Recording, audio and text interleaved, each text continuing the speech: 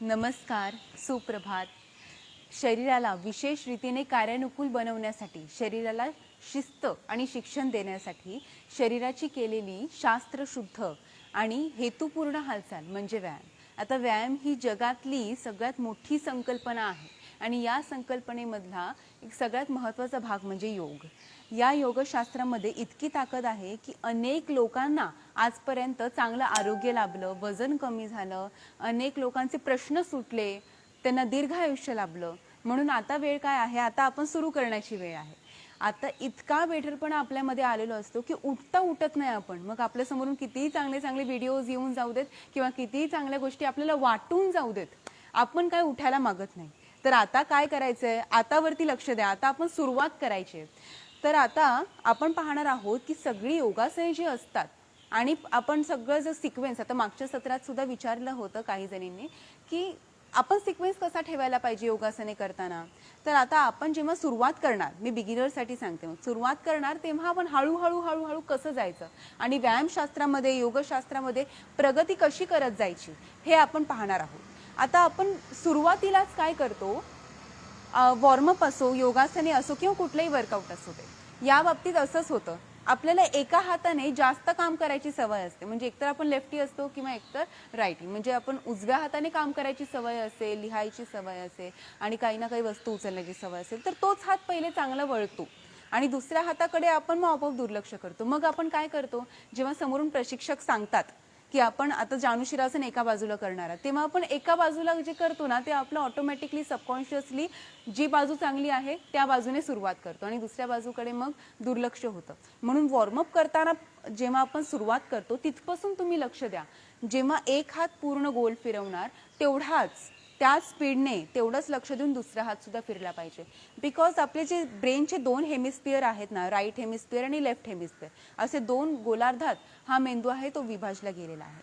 आणि जो right hemisphere आहे तो शरीराच्या लेफ्ट पार्टवरती कंट्रोल करतो आणि लेफ्ट हेमिस्फिअर आहे तो शरीराच्या राईट पार्टवरती कंट्रोल करत असतो. आणि म्हणून हे जे क्रॉस पूर्ण कनेक्शन आहे, या कनेक्शनमुळे आपल्याला दोन्ही बाजूने शरीराला व्यायाम देणं महत्त्वाचं आहे. मग या दोन्ही बाजू आहेत त्या कशा कव्हर करायच्या, तर आपण वॉर्मअप पासूनच सुरुवात करूया जाणून घेण्यासाठी. पहिले नेक एक्सरसाइज झाली, ही पूर्ण सेंटरमध्ये.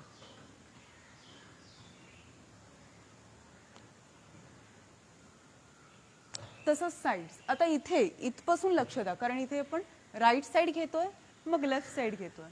आता राईटला जर आपल्याला वळण्याची चांगली सवय असेल, म्हणजे मागून कोणी हाक मारली तर आपण सहज उजवीकडून जर वळत असू तर आपल्याला राईट साईडचं मुवमेंट खूप इझी असेल. आणि लेफ्ट साईडला मग आपल्याला जेवढं जमते तेवढं क्रॉसपर्यंत जाऊ आपण, लेफ्टला पूर्ण टर्न करणार नाही. इथपासून ट्राय करा, इथपासून कॉन्सन्ट्रेट करा. Full right and left, right left, right left, ear to shoulder.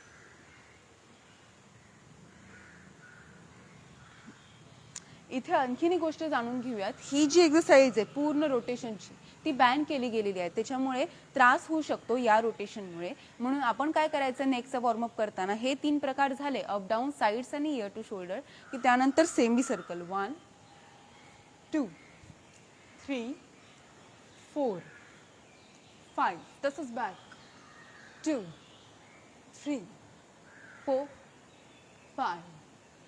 He exercise तर आपण किती वेळा लक्षात घेतलं की हे वरून आहे असं आपण पाहिलं तरी पण ते कॅज्युअली होतं. काय होतं, मग घरामध्ये जर आपण करत असू वर्कआउट किंवा ऑनलाईन वर्ग जरी तुम्ही करत असाल तरी सुद्धा घरामध्ये इतर विषय सुरू असतात, ते वातावरण असतं, इतर कोणीतरी बोलत असतं, ते आपल्या कानावर पडत असतं, आपण त्यामध्ये नसलो तरी सुद्धा ते कानावर पडत असतं. आणि समोर टीव्ही सुरू असतो, त्याचा आवाज. तर या सगळ्या गोष्टींमुळे आपल्या मनामध्ये वेगळेच विचार असतात, वेगवेगळे विचार सुरू असतात आणि तेव्हा आपण आसनं करत असतो. तर त्या ठिकाणी, आसनांच्या ठिकाणी आपण कॉन्सन्ट्रेट कधी करणार, आणि कॉन्सन्ट्रेशन न केल्यामुळेच आसनं आहेत त्याच्यामध्ये पटकन प्रगती करत नाही आपण. अगदी थोडंसं काही खूप सोपं आहे यामध्ये प्रगती करणं. आपण सातत्य काय, आता गोष्टी आपण महत्त्वाच्या आहेत त्या जाणून घेणार आहोत. सातत्य आणि त्याच्या सातत्यामध्ये परफेक्शन ठेवून प्रॅक्टिस, या 2 गोष्टी जर आपण केल्या ना तर आपली प्रगती पटकन होते. आता ही एक्सरसाइज आहे ती कधी कॅज्युअली करू नका. पूर्ण इनहेल अँड एक्सहेल.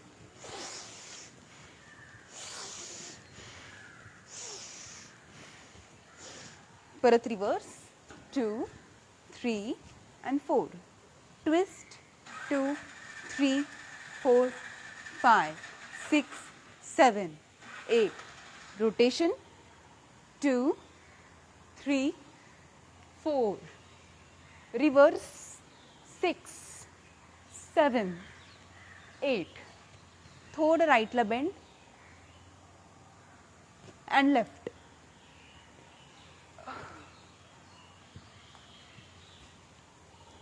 थोडं फॉरवर्ड बेंड, पूर्ण हात आतमध्ये जाऊ द्यायचे.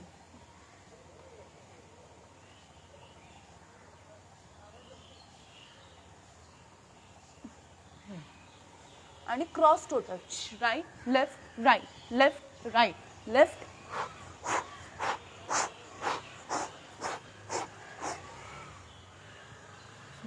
आता पाहिलं आपण वॉर्मअप. मी आता पुढे मला विषयापर्यंत जायचं होतं, यासाठी वॉर्मअप मी अगदी शॉर्टमध्ये घेतला. पण हे केव्हा होतं, जेव्हा आपण रेग्युलर प्रॅक्टिसमध्ये असतो तेव्हा आपण वॉर्मअप शॉर्ट केला तरीसुद्धा त्या मुवमेंटमध्ये लगेच जातो, म्हणजे आपली लवचिकता वाढलेली असते ना, त्यामुळे. पण सुरुवातीला वॉर्मअपला खूप वेळ दिला पाहिजे. वॉर्मअप जितका चांगला, जितका जास्त वेळ, तितकी चांगली योगासने आपण करू शकणार. लक्षात आलं? तर काय होतं, आपण जेव्हा वॉर्मअप चांगला करतो, बेटर करतो, तेव्हा जे ब्लड सर्क्युलेशन खूप मंद अवस्थेत असं सुरू असतं संपूर्ण शरीरामध्ये, ते जोमाने होतं. आणि जेवढा रक्तसंचार जोमाने होतो तेवढ्या रक्ताद्वारे आपल्या पेशींपर्यंत काय पोहोचत असतो? ऑक्सिजन. ऑक्सिजन एनर्जी आपली. तर हे ऑक्सिजन जास्त प्रमाणात जेव्हा सेल्सपर्यंत पोहोचतं तेव्हा आपल्याला जास्त त्याच्यातून एनर्जी मिळते आणि चांगली योगासनं आपण करू शकतो. चला आपण सुरुवात करूयात आसनांच्या सगळ्यात बेसिक पोश्चरपासून. कारण हे बेसिक पोश्चर, जे आसनातलं सगळ्यात बेसिक पोश्चर आहे, महत्त्वाचं आहे, ते आपण करत नाही. अनेक अशी मंडळी पाहिलेत मी की जे पद्मासन घालत नाही. प्राणायाम करताना सुद्धा त्यामध्ये शॉर्टकट निवडतात, साधी मांडी घालतात. पद्मासन सुद्धा करताना मग शिकताना चालेल, शिकत असाल तर ते काही दिवसांमध्ये तुम्हाला येईल, पण त्याकडे दुर्लक्ष करू नका की हे असं नाही आलं तरी चालेल, असं करू नका. कारण हे असं एकमेव आसन आहे की ज्यामध्ये आपण तासन तास सुद्धा प्राणायामाला बसू शकतो, ध्यान धारणेसाठी बसू शकतो. का? कारण या आसनामुळे आपल्या शरीराची बैठक स्थिती जी आहे ती सुधारते. आणि आता काय झालेलं आहे की आपल्याला जे नॅचरल स्थिती आहेत आपल्या, बसणे, चालणे, या सगळ्या गोष्टींमध्ये दोष निर्माण झालेले आहेत. लक्षात आलं? आपल्या ज्या नॅचरल गोष्टी आहेत की जे एका मनुष्य प्राणाला चांगल्या आल्या पाहिजेत, proper walk, proper running, proper sitting position, या सगळ्या गोष्टींमध्ये दोष निर्माण केलेले आहेत. आणि ते कशामुळे झालेले आहेत? आपल्याला लागलेल्या वाईट सवयींमुळे. मग आपण जर पद्मासन घातलं नाही तर आपण साधी मांडी घालणार. साधी मांडी घातल्यानंतर हात कुठे ठेवणार?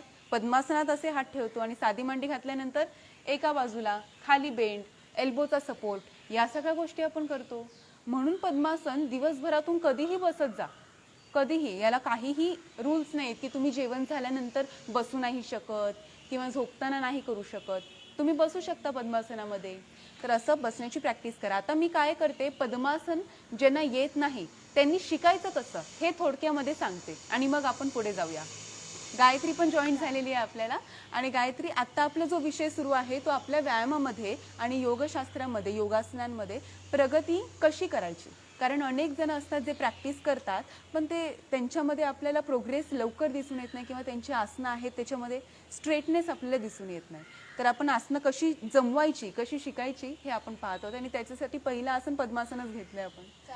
चला, तर पद्मासन आहे ते बिगिनर्सने कसं शिकायचं आहे इथपासून सुरुवात करू. फर्स्ट स्टेप, आपल्या नीजमध्ये लवचिकता पाहिजे. उजवा पाय घ्यायचा, असा ठेवायचा डाव्या मांडीवरती आणि ही प्रॅक्टिस करायची. ही प्रॅक्टिस करत करत करत करत तुमच्या ग्रॉइन्समध्ये, म्हणजे इथे आणि नीजमध्ये प्रॉपर फ्लेक्झिबिलिटी निर्माण होईल. आणि फ्लेक्झिबिलिटी आली की त्यानंतर आपल्याला इझिली हा पाय बेंड करता येईल. फक्त ज्यांच्या गुडघ्यांची झीज झालेली आहे त्यांनी नाही करायचं आहे. ज्यांना नॅचरल थोडंसं नी पेन आहे ना, थोडंसं कॅल्शियम डेफिशियन्सीमुळे, त्यांनी शिकलं तरी चालेल. उलट त्यांचे नीज खूप चांगले होतील, आणखी बळकट होतील. पण ज्यांच्या पायाची झीज झाली आहे गुडघ्यांची, त्यांनी शिकू नका, त्यांनी प्रयत्न पण करू नका. तसंच दुसऱ्या पायाने सुद्धा सायटिका, व्हेरिकोज वेन्स, मांड्यांवरचे अति असणारे फॅट्स, या सगळ्या गोष्टी लवकर निघून जातात फक्त पद्मासनात बसल्याने. अजून इतर कुठलेही प्रकार नाही. तर योगासने मी जसं सुरुवातीला म्हटलं, व्यायाम ही संकल्पना पूर्ण जगातली सगळ्यात महत्त्वाची संकल्पना आहे. पण योगशास्त्रामध्ये किती सोपं आहे. स्थिर राहायचंय, एका ठिकाणी थांबायचंय, फक्त जास्त वेळ बसायचे त्या आसनांमध्ये, पडून राहायचे आसनांमध्ये. इतकी सोपी व्यायामाची पद्धत, आणि त्यामध्ये आपण थोडंसं लक्ष आणखीन दिलं तर लवकर प्रोग्रेस आपण करू शकू. स्वतः हा पार्ट आपण जाणून घेतला. याच्या पुढे पुढे बेंड करा, थोडंसं पुढे, 1 2 असं बेंड करत करत होल्ड करा, परत खाली बेंड करा. त्यानंतर पाय थोडासा जवळ घ्यायचा, असं जवळ घ्यायचा, आणि मग असं पाय असा खाली ठेवून असं बसून राहायचं फर्स्ट. ठीक आहे, म्हणजे 3 स्टेप जाणून घेतल्या आपण. फर्स्ट नी exercise, second forward bend, third गुडघ्याच्या खाली पाय लॉक करणे. हे एवढं जमलं की त्यानंतर हा जो दुसरा पाय आहे तो वरती उचलण्याचा प्रयत्न करायचा. पण कसा करायचा आहे, हा पाय आहे तो काही जण शिकताना काय करतात, त्यांना जेव्हा पटकन लक्षात येत नाही कधी कधी की आपण कुठे चुकतोय ना, हे लक्षात येत नाही, म्हणून प्रशिक्षक समोर असणं केव्हाही चांगलं. तर आता पद्मासनामध्ये पाय जर इथे ठेवला तर दुसरा पाय वरती उचलताच येणार नाही, लॉक होणार ना इकडे. मग इथे घेण्याच्या ऐवजी तो चांगला खेचून घ्या. पायाची टाच जी आहे ती ओटीपोटाला लागली पाहिजे. मग दुसरा पाय हा आहे तो थोडा वर एवढा ठेवायचा. मग इथे आपल्याला थोडा कळा जाणवते, इथे आणि इथे. मग परत खाली 5-10 सेकंदानंतर, परत वर, परत खाली. असं करत करत हे 5-10 सेकंद जे इथे होतं ते इथे 30 सेकंदांपर्यंत न्यायचं. इथे 30 सेकंड्सपर्यंत आलं की मग पाय अजून खेचायचा. तर मी ड्युरेशन सांगते तुम्हाला की हे आसन तुम्हाला कधीपर्यंत जमेल. आता जे ऑनलाईन वर्ग असतात आमचे त्याच्यामध्ये सुद्धा आता खूप जणींचे अनुभव आहेत की ही टेक्निक करायला सुरुवात केली, दिवसभरात किती वेळा करायची हा प्रश्न गाळून टाकला. कितीही वेळा रिकामा वेळ असेल तेव्हा प्रॅक्टिस करून बसायचं. अगदी जेवायला बसताना सुद्धा तुम्ही बसू शकता. हां, तर किती वेळा करायचं तर तो प्रश्न अजिबात विचारायचा नाही, जेवढ्या वेळ जमते तेवढं करत राहायचं. तसं केलं तर काही जणींना ज्यांचे थाईज आहेत ते जर कमी आहेत, म्हणजे फॅट्स नाही आहेत पण स्टिफनेस गुडघ्यांमध्ये, त्यांना एका आठवड्यात जमलं. ज्यांचे फॅट्स आहेत आणि त्यांना स्टिफनेस पण आहे, दोन्ही गोष्टी आहेत, तर त्यांना 2 आठवडे लागले. त्यापेक्षा पुढे कोणीही गेलेलं नाही. फक्त नी पेन ज्यांना आहे त्यांना मी सांगितलेलं तुम्ही महिना घ्या. नी पेन असेल त्यांनी जोर जबरदस्ती करू नका. प्रॅक्टिस पण दिवसातून 10-10 15-15 वेळा करू नका. एवढंच काय तो फरक. तर तुम्हाला सुद्धा किती वेळात येईल, 1-2 आठवड्यात येईल. नी पेन असेल तर फार फार 1 महिना. म्हणून प्रॅक्टिस करणं महत्त्वाचं. पुढचं आसन घेऊयात, भुजंगासन. भुजंगासनाची अंतिम स्थिती आपण नेहमी पाहत असतो आणि आज आपण पाहणार आहोत भुजंगासनांमधले 5 व्हेरिएशन्स. पाहूया. हां, आता आपलं टॉपिक असा असल्यामुळे की आपण प्रोग्रेस कसं करायचं, तो प्रोग्रेस कधी होतो, फर्स्ट स्टेप जर आपण परफेक्ट टाकली ना तर सगळे स्टेप्स परफेक्ट असतात. म्हणून आपण भुजंगासनाची अंतिम स्थिती पाहण्याच्या ऐवजी पहिले फर्स्ट स्टेप पाहूयात, बेसिक स्टेप. स्टार्ट. करेक्ट. ही बेसिक स्टेप आहे पण ही इतकी महत्त्वाची आहे की त्यामुळे आपल्याला पुढील आयुष्यामध्ये होणारे अनेक त्रास, कुठले तर बॅक पेन हा खूप कॉमन झालेला त्रास आहे. कारण आहारात पण तुमचं कॅल्शियम नाही, त्यामुळे बोन्सची काळजी नीट घेत नाही आपण, आणि प्लस आपण बसण्याची पद्धत मी सुरुवातीला सांगितली ती. सो हे आसन आपण सर्वांनी करायचं. पूर्ण नाही गेलं तरी चालेल. फ्लेक्झिबिलिटी वाढवायची ना आपल्याला, तोपर्यंत फ्लेक्झिबिलिटी याने वाढेल. प्लस सायटिका हा सुद्धा त्रास याच्यामुळे कमी होईल. थायरॉइड ग्रंथींना इथे ताण मिळतो, त्यामुळे थायरॉइडसाठी सुद्धा हे आसन उपयुक्त आहे. म्हणजे फर्स्ट स्टेप, या आसनाची फर्स्ट स्टेप. आणि ज्यांना सर्वायकल स्पॉन्डिलिसिस आहे म्हणजे नेक पेन आहे त्यांनी हे एवढंच करायचं, एवढंच. आणि मिडल बॅक पेन ज्यांना आहे त्यांनी. स्टेप 2, फरक सगळे जाणून घेऊया. हे आहे सालंभ भुजंगासन. खूप सोपं आहे कारण वजन आहे ना अपर बॅकचं ते कोपऱ्यांवरती येतं, म्हणून इथे वजन हातांवर दिल्यामुळे आपण पाठीसोबत कसेही खेळू शकतो. प्रेशर मानेवर पाहिजे तर मानेवर घेऊ शकतो, पाठीवर पाहिजे तर पाठीवर घेऊ शकतो, खांदे मागे घेऊन इथे पाहिजे या मसल्सना तर इकडेही घेऊ शकतो. फक्त घशाला पाहिजे थायरॉइडसाठी आणि दुहेरी हनुवटी कमी करण्यासाठी तर इथे घेऊ शकतो. दुसरी स्टेप पाहिली, आता तिसरी पाहूया. सगळ्यात मेन कॉमन मिस्टेक म्हणजे 99% जण जेव्हा भुजंगासन करतात आणि या भुजंगासनामधली कुठलीही स्टेप करतात 5 पैकी, त्यापैकी सगळ्यात मोठी चूक कुठली तर शोल्डर्स. शोल्डर जेव्हा गायत्री वरती घेऊन दाखव ना, असे आपण घेतो. पूर्ण भुजंगासन पण दाखव. पूर्ण भुजंगासन केल्यावर सुद्धा हात असे घेतो. तर या आसनाचे 90% फायदे ते पूर्ण नाहीसे होतात, काहीही बेनिफिट होत नाही त्याचा. आणि जेव्हा आपण हात समोर ठेवून शोल्डर्स मागे घेतो, म्हणजे असे ते वरती येत ना, ते असे टर्न झाले पाहिजे. लक्षात आलं? हे सगळ्यांनी नीट जाणून घ्या. बिकॉज मी पर्सेंटेज काय सांगितलं, 99% जण ही चूक करतात. तर असं घेतल्यानंतरच सगळे मसल्स आहेत ते बॅकवरती प्रेशर येणार. आणि आपण आता तिसरी पोझिशन पाहतोय ती हात समोर ठेवून. या पोझिशनमध्ये अप्पर मिडल बॅक म्हणजे थोरॅसिक रिजन आणि लंबार या 2 भागांवरती चांगला ताण येतो. आणि तो ताण आल्यामुळे लोअर बॅक पेन, कंबर दुखीचा त्रास ज्यांना आहे त्यांच्यासाठी उपयोगी ठरतो. महिलांनी कमरेची जास्त काळजी घेतली पाहिजे. बिकॉज प्रेग्नन्सी झाल्यानंतर, डिलिव्हरी झाल्यानंतर कंबरदुखी हा त्रास महिलांना सुरू होतो. त्याचे रिझन आहे प्रेग्नन्सीमध्ये पोट पुढे पुढे येतं, त्यामुळे कण्याची जी नॅचरल स्थिती आहे त्याच्यातून कणा पुढे जरा सरकला जातो, हे त्याचं रिझन. आणि वीकनेस असतो, परत कॅल्शियम डिफिशियन्सी येते महिलांमध्ये आफ्टर 30. त्यामुळे त्यांनी कमरेची काळजी घेण्यासाठी कुठला प्रकार करायचा आहे, तिसरा, थर्ड वन. आता आपण फोर्थ पाहूया. दोन्ही हात पाठीच्या मागे लॉक. बद्धहस्त भुजंगासन.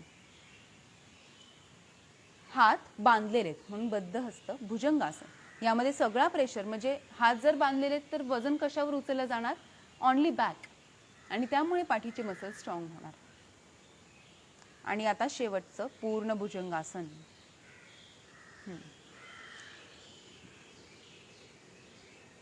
हे पूर्ण भुजंगासन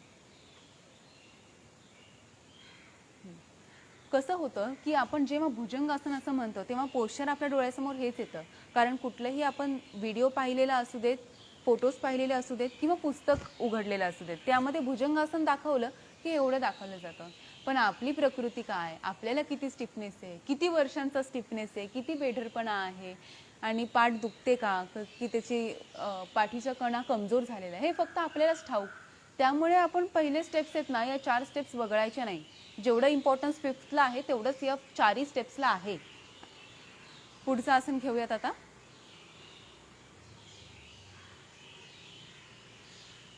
पुढचं आसन आपण जानुशिरासन घेऊया.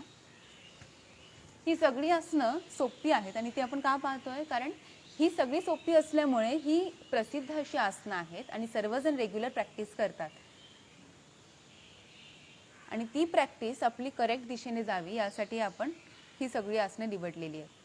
जानुशिरासन याप्रमाणे आहे. याच्यामध्ये व्हेरिएशन आपण पटापट पाहूयात, काय काय व्हेरिएशन्स आपण करू शकतो. जानुशिरासनामध्ये जेव्हा काही फ्लेक्झिबिलिटी नसते आणि तुम्ही बिगिनर आहात, तेव्हा पहिले प्रॅक्टिस करायची इथपर्यंत जाण्यासाठी. जर इथपर्यंत जाऊ शकत नसाल तर मग हँकरचीफ घ्या किंवा नॅपकिन घ्या, त्याची 2 टोकं पकडा आणि ती पकडून पूर्ण पायाच्या पुढून ती जाऊ देत. नॅपकिन पूर्ण पुढून जाऊ देत, लॉक होऊ देत आणि मग तुम्ही तसे होल्ड करा. किंवा जर तुम्हाला टोजला टच करता येत नसेल तर ठीक आहे. First step. सेकंड स्टेप काय आहे, टोजला तुम्ही टच करू शकत असाल तर असा होल्ड, लगेच खाली नाही, पहिला असा होल्ड.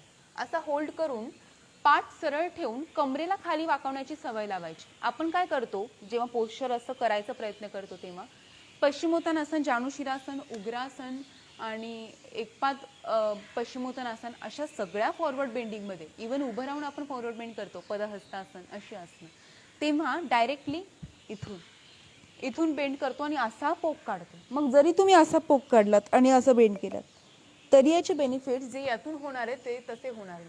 बिकॉज लोअर बॅकमधून इथे फ्लेक्झिबिलिटी आहे आणि इथून फॉरवर्ड बेंड आपण जास्तीत जास्त करून घेऊ. आणि जेव्हा आपण बॅक बेंड असा करतो तेव्हा सगळी बेंडिंग आहे ती अप्पर बॅकमधून होते, म्हणून अप्पर बॅकची फ्लेक्झिबिलिटी यामध्ये वाढते आणि त्याप्रमाणे त्याचे बेनिफिट्स होतात. तर वेगवेगळ्या पद्धतीने आपण यामध्ये जाऊ शकतो. इथे आलात आणि इथून परत हात असे खाली ठेवून सुद्धा आपण समोर समोर समोर स्ट्रेच करत जाऊ शकतो. लॉक केलेत तरी उत्तम. आणि यामध्ये दिशा बरोबर राहावी यासाठी अंगठ्याच्या बाजूची ही जी दोन बोटं आहेत या दोन बोटांना पकडा. जर फक्त या छोट्या बोटाला पकडलं तर पाय असा राहतो, जर या हाताने अंगठ्याला पकडलं तर पाय असा होतो. म्हणून दोन बोटांना जर पकडलं तर स्ट्रेट, इथून स्ट्रेट, मग इथून हामस्ट्रिंग स्ट्रेट आणि इथून हिप पर्यंत असं स्ट्रेट स्ट्रेच. ही आहे करेक्ट पोझिशन.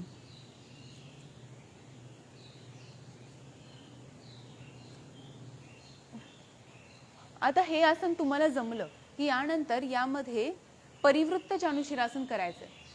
परिवृत्त जानुशिरासन त्याची फायनल पोझिशन आधी पाहू आणि मग ते करायचं कसं ते नंतर पाहू.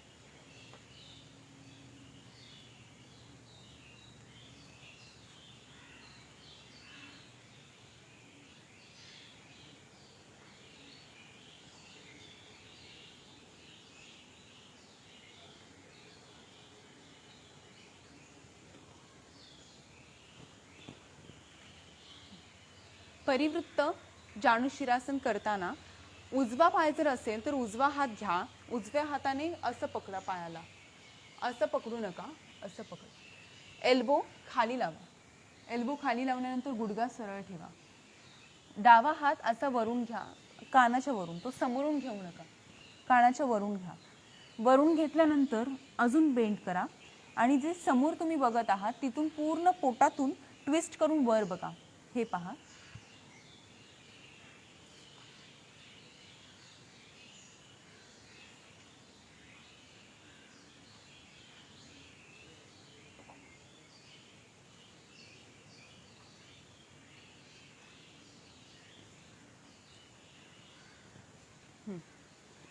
प्रत्येक आसन आपण जेव्हा करतो, कुठलंही आसन असू देत, त्यामध्ये सगळ्या बॉडी पार्ट्सला चांगला प्रेशर येत असतो.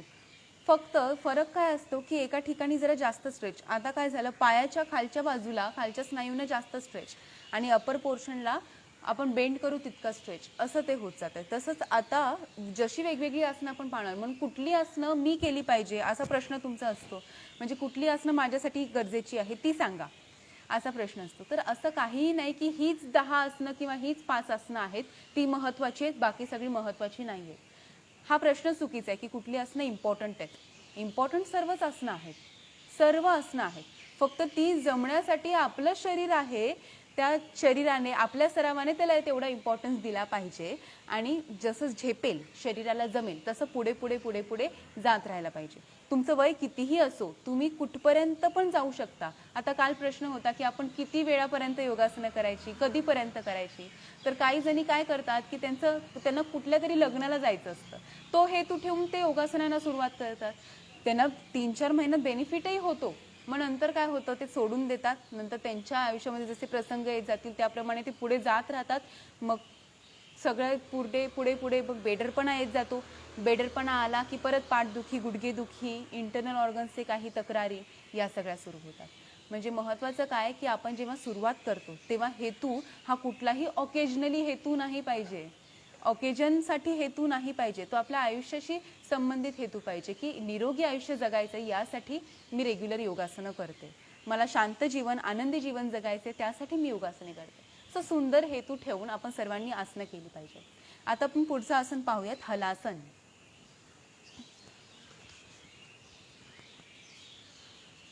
म्हणून जोपर्यंत आपली बॉडी टोन झालेली आपल्याला जाणवत नाही, जोपर्यंत लवचिकता वाढलेली जाणवत नाही, तोपर्यंत नियमितपणा अजिबात सोडायचा नाही आणि त्याच्या पुढेही नाही. हे आहे पूर्ण हलासन.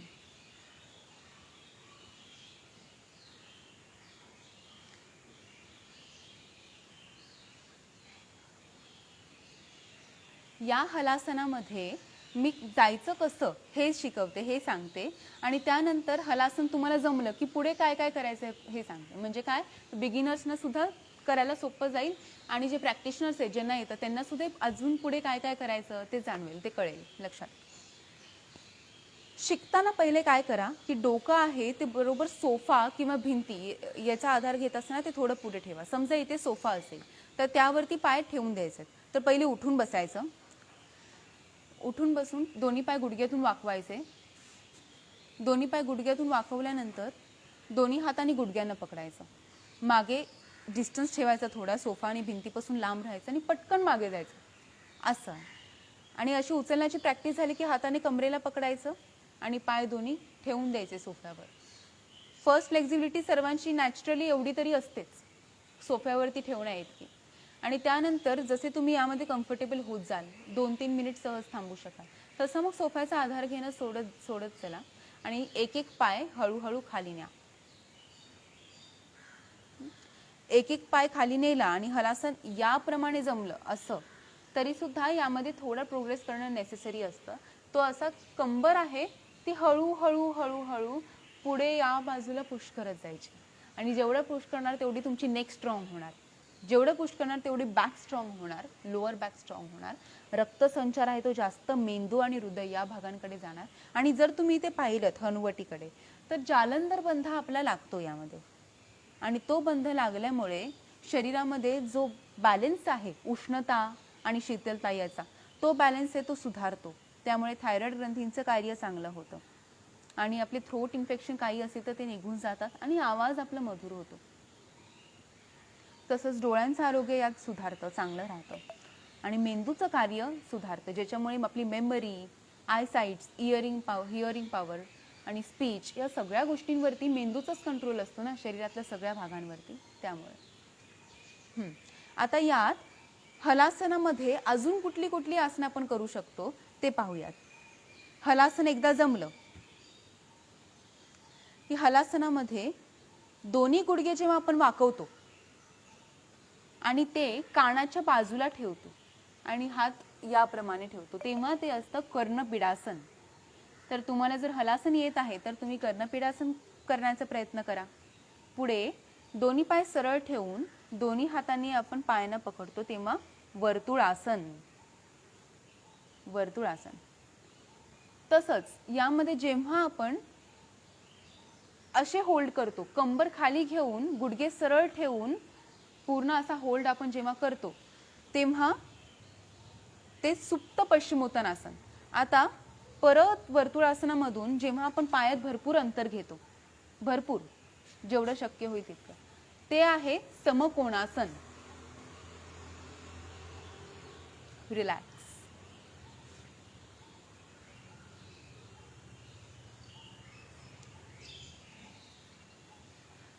तर आता आपण सुप्त कोणासन जे पाहिलं ज्यामध्ये डिस्टन्स ठेवून आपण होल्ड करू शकत होतो ते सोपं आहे आणि त्यात खूप रिलॅक्सेशन सुद्धा मिळतं. तर या आसनापर्यंत पोहोचण्याचा तुम्ही नक्की प्रयत्न करा. आता आपण पुढे जाऊयात, पुढची आसनं पाहूयात. आता आपण उष्ट्रासन करूया. गुडघ्यांवरती बॅलन्स करून पायांमध्ये डिस्टन्स ठेवून गुडघ्यांमध्ये थोडं अंतर ठेवून हात समोर घ्यायचे.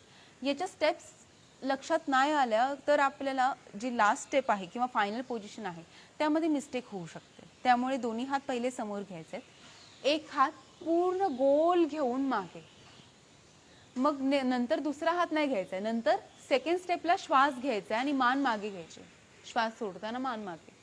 मग थर्ड स्टेपला दुसरा हात फिरवायचा आहे आणि तो मागे घ्यायचा. मग फोर्थ स्टेपला पूर्ण फायनल पोझिशन केल्यानंतर कंबर पुढे ढकलायची, थोडीशी ढकल. येस, ती कंबर अशी असते जोपर्यंत वजन सगळं या भागावरती आहे, टोवरती आहे, तोपर्यंत ते आसन चुकीचे, बिकॉज सगळं वजन तर या भागावर येते, मग पाठीवर काहीच नाही येते. म्हणून आपण कंबर पुढे पुश करायचे, भरपूर शक्य आहे तितकी. कंबर पुढे पुश केल्यानंतर गुडघ्यांवरती वजन येणार आणि मग हे पोस्चर प्रॉपर होणार. आणि तेव्हा तुम्ही जर पूर्ण मान सोडून दिली मागे तर जास्तीत जास्त वेळ आसनात थांबू शकता. रिलॅक्स.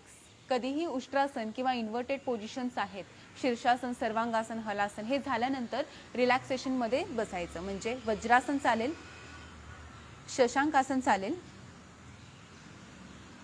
शवासन चालेल. ठीक, याप्रमाणे शवासन करू शकता. तर अशी जी आज आपण महत्त्वाची सगळी आसनं पाहिली ती सरावात आणा आणि तो सराव करताना आपण ज्या ज्या गोष्टी यामध्ये जाणून घेतल्या ते व्हिडिओ पाहून त्याचं चिंतन करा. प्रॅक्टिस करत असताना त्या सगळ्या गोष्टी लक्षात आणा आणि मग तुमची प्रॅक्टिस आहे ती इम्प्रूव्ह करा. म्हणजे प्रॅक्टिस तुमची कशी इम्प्रूव्ह झाली पाहिजे की ही सगळी आसनं तुमच्यात किती स्टिफनेस असला किंवा वय काही असलं तरी तुम्हाला ती चांगल्या पद्धतीने जमतायत असं तुम्हाला लक्षात आलं पाहिजे. आणि ती जमली की त्यामध्ये जास्त ड्युरेशन 3-3, 5-5 मिनिट होल्ड आपण करू शकतो. प्रॅक्टिस करा आणि आनंदी राहा. सर्वांनी ही सगळी योगासनं शिका आणि सातत्याने करत राहा. शुभ दिवस. धन्यवाद.